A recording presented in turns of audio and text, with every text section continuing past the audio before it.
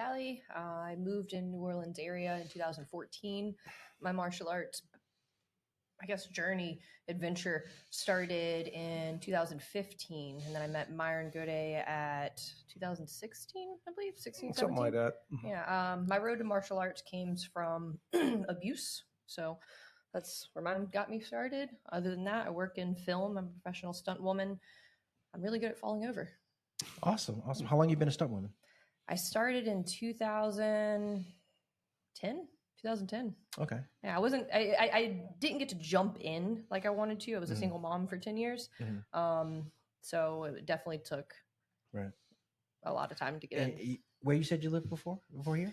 Ooh. Or was it like a host of places? It was a host of places. Okay, It was a lot of places. This is definitely the biggest area I've ever lived in. Gotcha. And when you got into movies, was it here or then you just transferred here? Just transferred here. It was Hammond, Louisiana, where I was actually living when it first started. And I got in through motorcycles of all things. Okay. Yeah. Cool.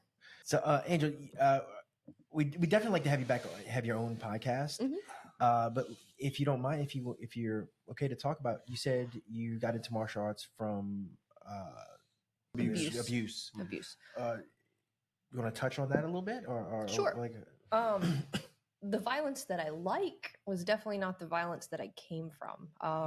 Being younger, I guess you'd label it a broken home. I grew up in a trailer park, and I was the only girl there, and my mom still has substance abuse issues, alcoholism, and so I grew up around a lot of fighting, a lot of yelling, a lot of screaming, seeing people fucked up on drugs, was kind of normal, and it took me a long time to realize that it wasn't normal. That wasn't normal. When I was you're just a product of your environment, you just don't know better. You don't. You really don't. And the thing about learned behavior like that is you either change the behavior or you repeat the behavior. Right. And so it's throughout my life, I had to really adjust my attitude and my thinking, just being from that. Whenever I was 6 whenever the first time I was raped, and my mom hired a male babysitter. And so it started then, and several sexual assaults later, lasting all the way until I was 14. So I was definitely upset, and I was very angry at the world. I was just angry at everyone. And I never really felt like anybody was there to protect me. And I specifically have this memory, and I know Myron and Joe's heard this story before. I was sitting on top of this shed. I just wanted to be up and away, because if you're in the air, nobody's coming up after you. So I'm sitting there and I'm writing in my journal, and I remember saying, like, why isn't somebody there for me? Why didn't somebody protect me? Why didn't anybody listen? And so years and years and years later, I'm realizing that I went through a lot of that violence. So I am able to be humble, and I can help other people through their own stuff. Therapy saved my life. It really did. It helped me think clearly. It helped me get through the darkness. But martial arts has given me peace and a confidence. A focal point. It has. It has. And instead of doing dumb things, like people want to talk about cutting, people don't want to talk about the depression and the anger. And if you think about it, ask anybody who cuts, why did they do it? So they could see it, so they could feel it, so they can see it come out of them. Well, my new cutting's getting punched in the face. It's like a healthy form of self-mutilation, but it's just redirected, So that's my story. My parents divorced whenever I was 10. My last memory of them being together in the same room is my dad choke slamming my mom on the floor. And so that was the last time they were there together. And then the abuse didn't stop, CPS was called several times in my life. Yeah. So whenever I was old enough to get out, I got out. Right.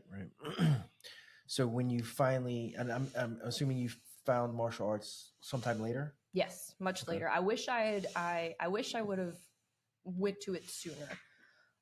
It would have definitely shaped my life differently. Yeah. But I'm happy I found it the way I did. Eventually, yeah. Yeah, Right. eventually. I always thought that I wanted to be this person to help other people, and I never knew how I would get that. Mhm. After that many years of conditioning, I never thought, like, who would listen to me? Yeah. You know, like, what gives me a voice to speak? Why would anybody want to listen to what I have to say? Looking back, it's like, oh, dang, that actually gave me a big voice. You know, it allowed me to connect to other women, other younger people who's been through that situation, who's been poor. You know, I've literally been homeless. I've slept under bridges. I've lived out of a car. And so it's given me a big voice. Awesome. And I'm assuming it gave you that confidence. It did. For it has. Everything. It's helped. It's helped a lot. And I'm really grateful that Myron was here. You know, like I had other coaches before him, but he definitely completely just changed my life. He took me under his wing. He taught me a lot. Yeah, I'm still looking forward to Joe showing me his hooks. And uppercuts. Right. Well, my punches come from here. I mean, that's one source where my stand-up comes from. I had to learn how to hit hard.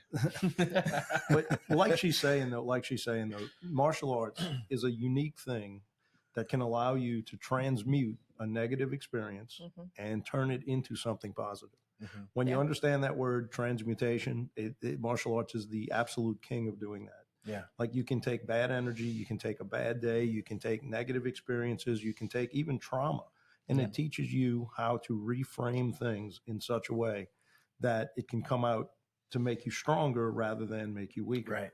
And like I believe that that's one of the lessons in martial arts that isn't taught enough today.